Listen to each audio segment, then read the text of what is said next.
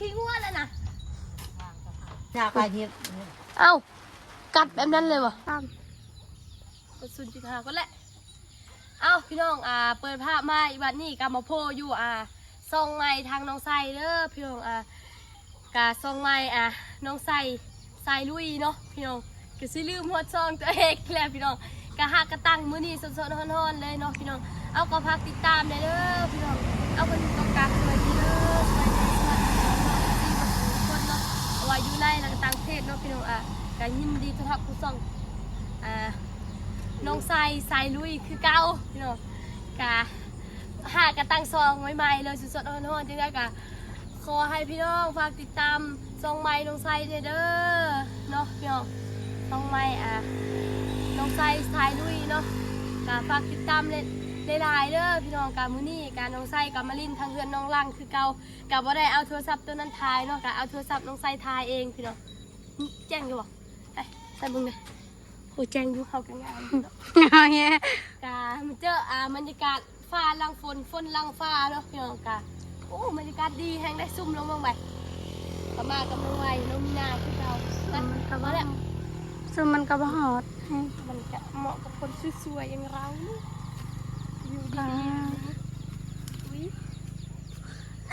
โอ้ยเด็ดหมดคนไปหาทางน้องลังจับคนอยู่ใส่เด้มาเล่นมาลากคุณบ่คุณอยู่น้ำบาดาลคุณก็คุณไปอาบน้ำไป โอ้ยซ้ เมื่อกี้ก็เห็นเล็กน้อยปลาโป้แล้วเพื่อนแบบทายไม่ได้ ำเมื่อกี้เอามือบังเลย มีเล็กน้อยปลาโป้อยู่บ้านน่ะบ้านเชื่อละไปแล้วอุ้ยเพิ่นอาบน้ำทายไม่ได้เนาะกำลังอาบน้ำอยู่เฮ้กล้านนกเนาะเพิ่นจะหากระมาจะเลี้ยงงัวเพิ่นทางแม่เพิ่นกระมัดงัวแล้วโอ้ยสวย ตาไปบังงัวไป ปะปูไปพาปูเที่ยวไปบังงัวกันเจ๋อโอ้ดีใจหลายบ่าวลาวเพิ่นตั้งซองให้ใหม่เนาะพี่น้องพอให้เฮาตั้งเฮานักใส่ก็ดีใจหลายๆเด้อพี่น้ น้ อ อง งเคยก็ดีใจ ได้ซองของตัวเองแล้วมันอุ้ยไปยังพี่กันทางแม่โอ้เฮ็ดยังทางย่าบ่สบายดีเด้อสบายดีเอาทาง ไปบังงัวก่อน ยักษ์เอ้ายุ่งไม่กัดจอ จังเลย เลยเพื่อนหัวอยู่บ่ หัวอ้อย หัวหมดเลย หัวมันได้ เดี๋ยวสิพาเดี๋ยวก่อนจะหน่อยให้น้องลังมาก่อนน้องแม่เพิ่นน้องลังก็หาก็มาที่นี่งัวมันบอกหัวเดี๋ยวนี้ก็4 โมงเด้อเชียวเพิ่นก็หาก็มาที่นี่งัวเพิ่นกินอิ่มเรียบร้อยแล้วแหละโอ้ฝนตกได้เด้อหัวเพิ่นอยู่แบบนี้แหละเนาะเวลาฝนตกงัวเพิ่นอยู่เห็นอยู่บ่เป็นได้งามอยู่บ่กองกับ งาม งามคือคนนี้แหละอุ้ย โอ้ยอย่าไปยองร้าย ยองตัวเองแม่มีใครยองเนาะทางแม่เป็นดุแฮมสำหรับอยากให้ลูกทางตลอดทางน้องรังเพิ่นกับบ่ได้อยู่เพื่อนแม่เพิ่นกับอยู่เพื่อนกับบ่ได้อยู่ซื่อๆนะพี่น้องเพื่อนเพิ่นกับแป้นมาแล้วเนาะเด็กกองเพิ่นเลยแป้นมาแล้วทางเรียนเพิ่น ฝนตกแล้วนี่ โอ้ฝนกระตกแหละพี่น้องฝนกระตกปล่อยๆเลยน้องชายบ่ได้ถ่ายคลิปเนาะเพราะตอน11 โมงตอนนั้นฮ้อนๆนั่นนี่กะหลังจากไปส่งน้องน้ำเรียบร้อยน้องชายก็มาถ่ายคลิปเนาะกะเมื่อกี้นี่กะน้องน้ำมาลินน้ำอยู่เฮือนเนาะพี่น้องน้องชายก็บ่ได้ถ่ายคลิปเนาะพี่น้องน้องชายเนี่ยชวนจะมากินส้มอยู่เฮือนเนาะยอดยัง จะพาเราเฮ็ดหยังกินมื้อนี้ เขาพาน้องน้ำกินตำข้าวปุ้นแล้วก็ใส่บักวุ้งแซ่บได้น้องมีนากินน้ำบ่กินน้ำรักไม่อยากมาแม่มีนากินน้ำโอ้ยะ บ่อยากเลยยำอันนั้นแหละมันเช้ากินแล้วมันยากกิน เลยห างแม่เพิ่นโอ้เอาถุงยาสูบไปน้ำนี่ โดย อยากกินยำใดเอายำนั่น โดย เอาถุงยาสูบน้ำพี่น้องไปยังมาที่ก่อนวันนี้จะไปที่ไหน อืม แม่เป็นสระอีกบ่บัวนี่บนสระเลยมีชู้จับมือแล้วบนสระบัวนี่ของทำมือโอ้ยหัวเป็นบริษัทเลยอยู่มาแต่หาหน่อไม้ได้บ่หน่อไม้มือนี่ ก็ได้หน่อไม้ไม่ได้ตกท่าน ไม่ได้ ยัง ตก ได้ทำถงยังเลย เจ้าไปหาบ่ เฮานี่ ถ้าถามน้องรังมือเช้านี่คือว่าบ่มีจ้ะไปไปเอาบ่ชอบแพงไปหากันแหละโทรถามพ่อน้องบ่บ่คือซับอยู่นี่เธอถามได้จะได้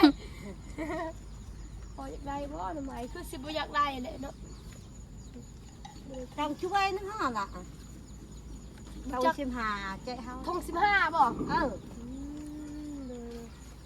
นอยังมาไรบ่ นอนอะไรที่ชอยทางไกลถูกเดี๋ยว เราเลยจะหน่อยก่อนเด้อ โดย เดี๋ยวจะหน่อยก่อนค่ะน้องรังมาก่อนเอาเจอสิซื้อซอยเดี๋ยวจะถามพ่อก่อนเป็นคือสิอยากได้หน่อไม้แล้วพ่อหาดูซื้อซอย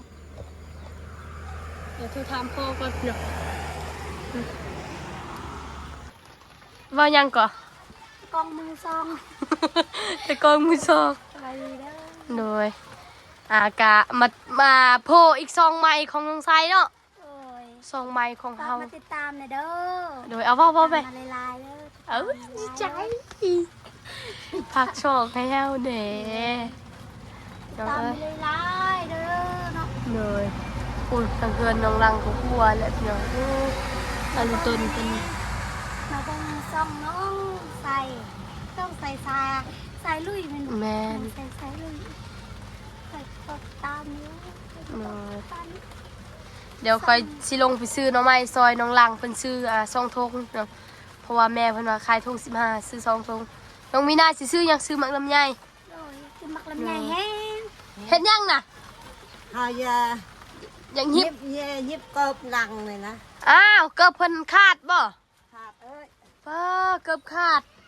กบนี่ก็อยู่เพื่อนเนาะ โดยป้า ชับอยู่เพื่อน สับอยู่เฮือนใส่อยู่เฮือนเกือบขาดบ่มีเกือบใส่วันนี้หยิบเอาคือบ่ซื้อ เอาเงินทางเขาเจ้าเอาให้เลย งานไอ้กี่ โดย งานไอ้ก็อยู่ชื่อบูเด้ที่ชื่อบูคักเด้บูชาเด้ สบูทักสบูชะบ่แม่น บูชา ชมพู สบู่ตราแต่ว่าสบู่ตราแต่ว่าสบู่งัวสบู่ควายได้สบู่ตราของ เนาะ สาวไอเอิญ ก้อนจังได้งานกะทิ สาวไอเอิญมัน ชัก งัวมันควายนะภาษาไอเอิญควายมันทรักเลย เนาะ นะ ภาษาไอเอิญมันงัวมันควายภาษาไอเอิญควายแปลว่าทรัก ทรักเต้ ทารัก ควาย มันชาหัว บูแมน ทางแม่ทางน้องรักเพิ่นทักแปลว่าควาย ทรักแปลว่าควาย เนาะ ภาษาไอเอิญ โดยป้ามืดเลยพี่น้องเอ้ยกับบ่มีแสงลายเพราะว่ามันแบบ นั่งแบบนี้กันมันสบายสบาย มืดเลยพี่น้องเฮ้ยเพิ่นทางแม่ทางน้องหลังโอ้ยหยิบเกิบอยู่ดอกบ่มีฮอตเกิบสีใสโอ้ยกันโตนแห้งปานนี้บ่มีเกิบสีใสบ่มีเกิบสีหยังโอ้โอ้โอ้เฮ็ดบ่เสียบมือนี่จังได๋ขมังเลยบ่ทิ่มบ่หยิบแบบนี้ตลอดบ่เกิบขาดบ่ เอาขาดมือนี่จะให้ยุบเป็นขาดตลอดจะให้เทปหมด อืม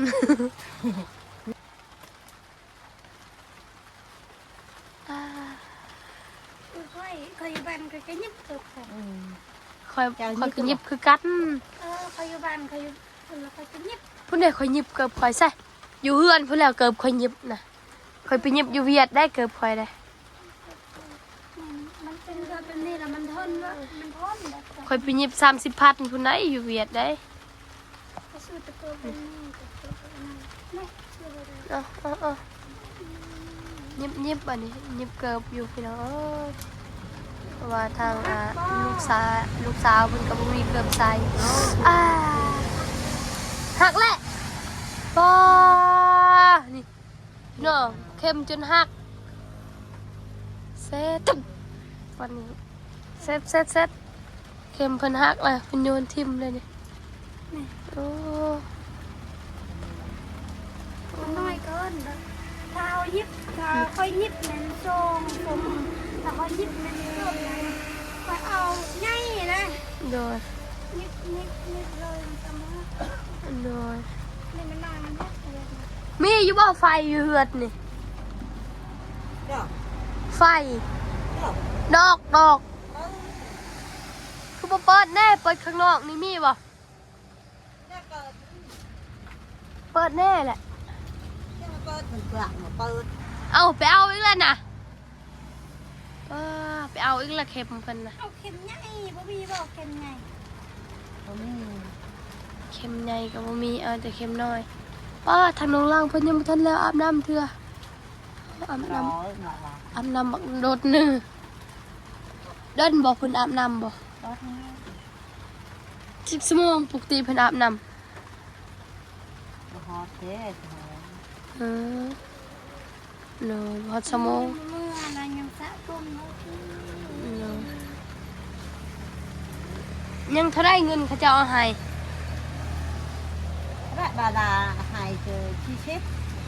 แปดชิปบางเพื่อเราหายเด้ เป็นละเมื่อ เป็นเมื่อแล้วให้เพิ่นเปลี่ยนเสื้อผ้าก่อนแล้วยังตินเป้าเลยเมื่อกี้นี่เนาะเรากลับมาจะอาบน้ำเพิ่นให้เพิ่นใส่เสื้อผ้าก่อนเพิ่นใส่ตินเป้าเลยเฉพาะเมืองเราขาวนั่นอบผิวมือเนาะเราเป็นขาวเนาะอ้าวยิบอันนี้เดี๋ยวมันกันสิแล้วเลยบริขาดอีกบ่วันนี้เข้มบ่ได้นั่นอีกบ่บ่ได้หักบ่ได้แล้วน้องหลังสิได้เกือบใหม่แล้วนี่น้องหลังสิได้เกือบแบบเกือบแตกแล้วเนาะ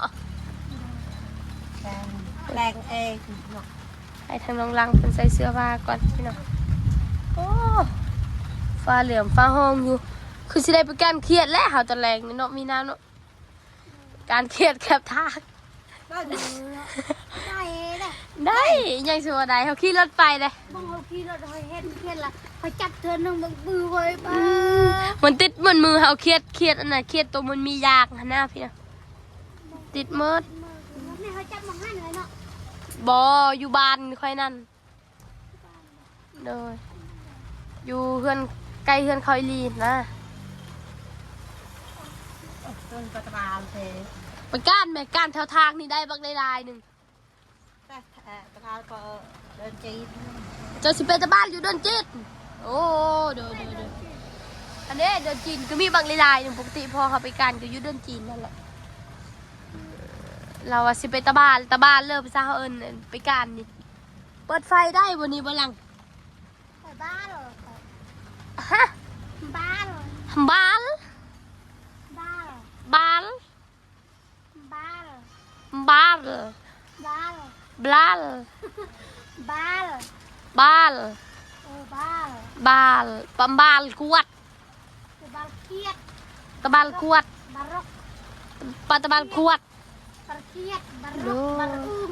บ้าน บารกแปลว่าหยังบารก บ้านรกบ้านบ้าน บารก็แปลว่าเครียด บ้าน ลืมภาษาตัวเองแล้วอันนี้ บ้านเหรอ โดยมา บ้านเหรอบ้านเค บ้าน รียด ได้เนี่ย ภาษาเฮาเกินบ้าน เจ้าบ้านได้ ภาษาเฮาเกินบ้านปั๊มบ้านปั๊มบ้านแปลว่าไปก้านปั๊มบ้าน อย่าบ้านเหรอย อบ้านแปลว่าไปก้าน โอ้อย่าบ้านเหรอ โดยเอายังไปหาทางน้องหลังเพิ่นก่อนป้าเปียกบัดเฮือนเพิ่นนี่มีอยู่บ่ดอกไฟอยู่นี่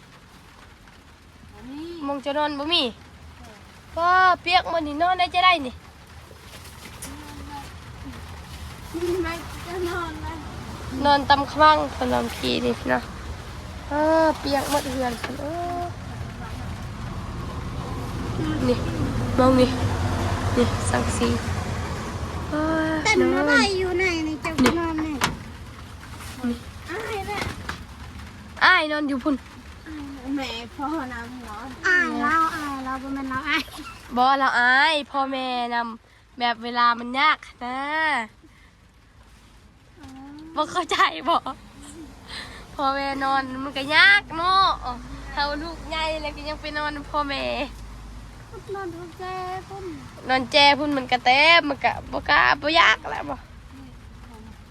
โอ้ไฟซ้ายบ่นี่ซ้ายยืมหน่อยไฟซ้ายเพิ่นโอ้คักอยู่นี่ปะอยู่นี่บ่ นี่ ใส่ลองปะลงเบิ่งเวลาจะนอนเปิดแบบนี้สดแจ้งบ่ แจ้งอยู่ บ่สดแจ้งเลยคือเปลืองเลย แม่นทำยาวไปอีกเลยนะคะ คันยังนอนแล้วก็ปิดสบายอยู่นี่นั่งก่อน มันเปียก เปียกบ่อยู่นี่บ่ อยู่ข้างหลังเปียก โอ้เปียกหมดดิเฮ้ยจะได้นี่ จะกูนอนแบบนี้ คัน เพื่อนก็นอนแบบนี้ โดยผมมีเพื่อนก็นอนแบบนี้เลย ห้องเลยเนาะคอยเซตเพื่อนข้างในต้องไปห้องน้ำ บอกเปิดไฟ มันแบบมันบ่มีไฟหั้นนะนั่งวะดินั่งอยู่นี่ เปียกหมาแล้วเพื่อนคนนี้คันเวลามันเปียกตอนกลางคืนเฮ็ดจะได้นอนกับฝนเลยบ่ นั่งซื่อ นั่งบ่ได้นอน นั่งมองนี่บ่ ๆเดิน ว้าเป็นตาอีต้น ก็นอนมันเดี๋ยวนี้เขาก็อัดก่อนยากเลย สิยันอยู่แล้ว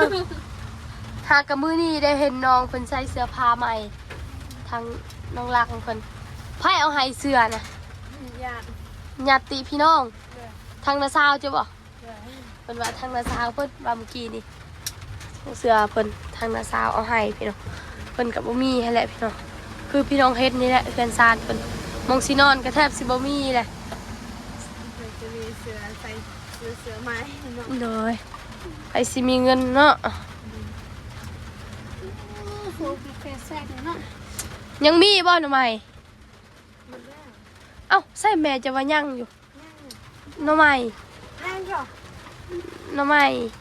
สั่งมาเคย หน่อไม้ขายนะ เมื่อจะเล่นงัว เมื่อที่เลี้ยงงัวเพิ่น เมื่อจะเล่นงัวผู้อะไรจังหวัด ให้แม่จะไปเอาไปเขาสิซื้อซอย2 ถุงไปบอกแม่จะไป แม่ไปตลาด ไอ้บาร์ตาวีซื้อซอยสิซื้อซอยว่าเฮากับบ่มีคือกันแหละซื้อตามกำลังซื้อน้อยหนึงซอยซื้อซอยเพิ่นเนาะโอ้พับบ่นี่จะพับได้แม่นให้เอาให้นี่ มาจ้า เนาะเอ้ยเอามาให้พี่เนาะสัตว์น้ำมันโอ้คักๆอยู่ แต่ก่อนจะอันนี้มันมีจะนอนแบบนี้เลยบอกแม่ ว้าว มันมีไว้ยังกูไม่ได้ ผ้าห่มมีแต่ผ้าห่มมานึงแล้วก็นอนแบบนี้เลยยายนอนแบบนี้เลยพี่น้องป้าคุณผ้าห่มเพิ่นป้าผ้าห่มสมัยโบราณเลยนี่ทางน้องเพิ่นเนาะอยู่ไหนเพิ่นบ่ได้หัวบ่บ่ค่อยหัวเนาะมีแต่มองเอ้ยนอนนี่หัวน่ะทางน้องเพิ่นนอนนี่หัวพี่น้องใช่เห็นอยู่บ่เปิดอยู่บ่ไฟเปิดอยู่แต่มันสิบ่แจ้งในนิดนึงเพราะว่าโทรศัพท์ iPhone น้องใส่เนาะถ่ายคลิปด้วยโทรศัพท์ iPhone เฮากะให้เจ้าสบายดีแล้วบ่เมื่อกี้นี่สบายดีเด้อ สบายดี หน่อยลืมให้สบายดีเฮากะถ่ายคลิปบ่ได้ถ่ายอีก2ตัวนั้นใส่ถ่าย2ตัวนี้เพราะว่าค่อยตั้งช่อง YouTube เขาเองเด้อบอก FC เพิ่นแหน่ให้ติดตามช่องเฮาแหน่บอก FC ให้ว่า FC ติดตามช่องน้องไซเด้อว่าแบบนี้ ซีด้วยอย่าง ว่าไหม FC ติดตามช่องน้องใจเลยเด้อ โดยใครอยากเห็นน้องรักใคร พยายามให้น้องนะ ก็ติดตามเอาไว้ ตามเอาให้ เด้อโดยโอ้เขาก็ดีใจเลยหากระตั้งทรงใหม่ๆหนึงเนาะ ดีใจนำ น้องไว้ก็ดีใจน้ำตาสิไหลแล้วนั่น ให้บ่ได้ โอ้ขอยดีใจเลยเมื่อคืนคอยไปได้นอนเมื่อคืนมาจักคืนนี้จะไหนนี่เต้นดองดอกหมดคืนเลยขณะเมื่อกี้นี่ก็ยังอารมณ์ดีอยู่ได้ส่ง YouTube ใหม่กระทั่งเบาล่าเพิ่นตั้งมาให้เนาะนะเบาล่าสตูดิโอเนาะก็ต้องขอบใจเพิ่นหลายๆให้อยู่ดีมีแห้งลำๆรวยๆเด้อกเมื่อกี้นี่เพิ่นก็มาเฮือนเฮาเนาะไปเบิ่งโจรลักเครื่องอยู่ห้านเฮาหั่นแหละเนาะ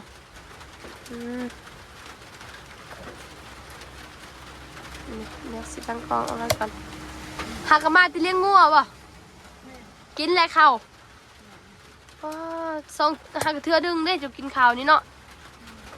อาหารยังสิกินนี่ยังบ่มีอาหารกินเลยต้มมีให้แล้วเนาะต้มแหละเบิ่งอยู่ว่าคลิปตัวเองเนี่ยบ่เคยเบิ่งอยู่บ่บ่เคย อายเลยไปสวน บ่อยากเบิ่งอายโอ้ยข่อยเคยเบิ่งเนาะคลิปข่อยเนาะมีนาเนาะจะเบิ่งบ่คลิปเจ้ามีนาเฮาก็เบิ่งเลยเนาะคลิปตัวเองเนาะ ข่อยอยากกลัวยำมันยำเอาเล่นมันต่อนั่นนะยังรวมบ่อ่ะ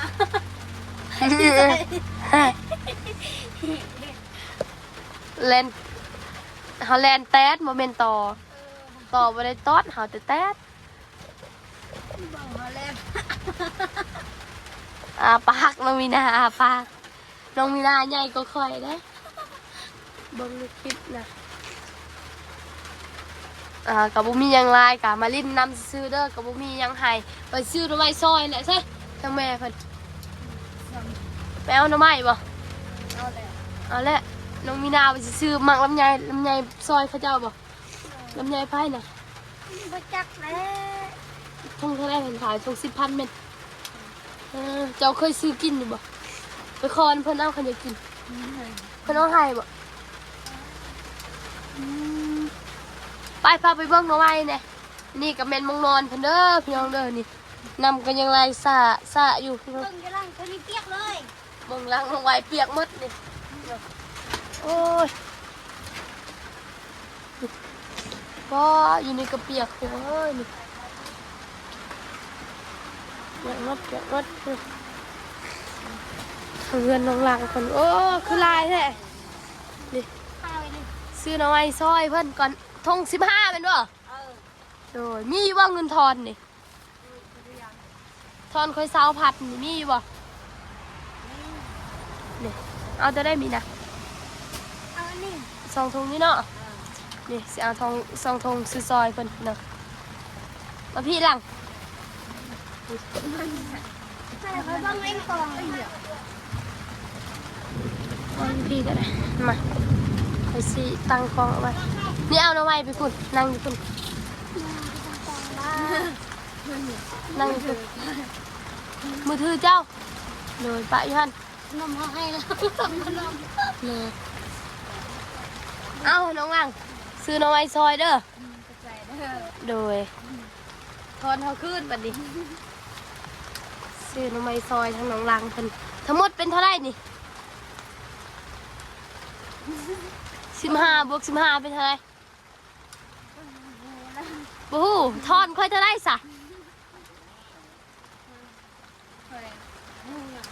บูฮู้เงินเท่าไหร่นี่ มาซื้องูอยู่แต่ว่าถอนหู ทอนค่อย20,000เลย15 บวก 15ก็เป็น30เป็นบูฮู้เนาะพี่น้องคือว่าแหละบ่ได้เรียนเนาะกับบูฮู้คือกันนั่นแหละบ่ติเนาะไผกับบูฮู้คือกันหมดเนาะ น่ะอันนั้นไอ้ไงอันที่ แต่ว่าอื่น นักข่าวบ้านชาวพันธุ์เลยเจ้ ก็หนึ่งใบสาวพัน น่ะเตียงมันนั่งสิ อืม เพื่อกันไอ้ บุงิน นั่งโจ้ใจใจ ฮอดบ่เขาบ่ฮอดก็เขาให้2,000ก้อนจ้ะมื้ออื่นเดี๋ยวเขาสิเอาไปให้อีก10,000เห็นบ่ เอ้าเพิ่นก็บ่มีเงินทอนพี่น้องมื้ออื่นเฮาสิเอาไปให้อีกเด้อ10,000เด้อซื้อหน่อไม้ซอยเพิ่นว้าถือว่าได้หลายแหละหน่อไม้น้องไส้ก็มีแต่อยากซื้อซอยเพิ่นเนาะพี่น้องก็บ่มีไผซื้อเนาะอันเฮาไปซื้อเนาะเลยไปเฮาก็สิออกเมื่อก่อนเด้อเอาสำหรับคลิปนี้น้องไส้สิขอโตวลำลาจบคลิปปิดคลิปเอาเพียงส่ำนี้ก่อนเนาะพี่น้องเอากะฝากติดตามเลยเด้อซองไม้น้องไส้เนาะพี่น้องเอาจังใดก็ต้องขอบคุณ FC ทุกท่านที่ติดตามรับชมเนาะพี่น้องเอากะสำหรับคลิปนี้น้องไส้สิขอโตวไปแล้วเด้อสบายดีเด้อทั้งน้องรักเลยกะซื้อหน่อไม้ซอยเพิ่นพี่น้องขอบใจหลายๆเด้อน้องรักบ่มีหยังให้แหละมีแต่ซื้อหน่อไม้ซอยเนาะพี่น้องเอากะสำหรับคลิปนี้น้องไส้สิขอโตวไปแล้วเด้อพี่น้องสบายดีเด้อโดยไปแล้ว